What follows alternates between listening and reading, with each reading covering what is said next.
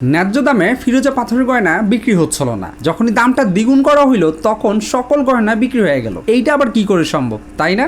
একদিন অ্যারোজনক নামক একটা পর্যটন এলাকায় একটা ভারতীয় গয়নার দোকানে একটা অদ্ভুত ঘটনা ঘটলো।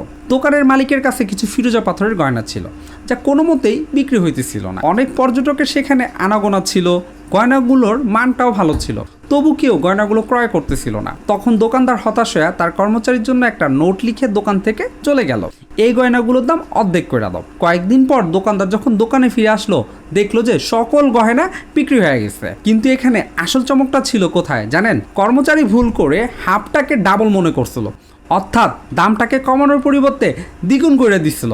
আর আশ্চর্যের বিষয় হইল দাম বাড়ানোর পর সকল গয়না বিক্রি হয়ে গেছে। কিন্তু কেন জানেন? কারণ মানুষ প্রায়ই দামকে মানের প্রতীক হিসেবে দেখে থাকে। অনেক ক্রেতা ভাবছিল যেহেতু দামটা অনেক বেশি নিশ্চয়ই এটা মহামূল্যবান হইব। এইটাই হইতেছে মানুষের মনোবিজ্ঞানের একটা শক্তিশালী সত্য। অনেক সময় বাস্তবতা নয়, আমাদের ধারণাই সিদ্ধান্ত তৈরি করে। আপনি কি কখনো শুধু বেশি দাম দেখে কোনো জিনিসকে বেশি ভালো মনে করছেন? অবশ্যই কমেন্ট বক্সে জানাবেন।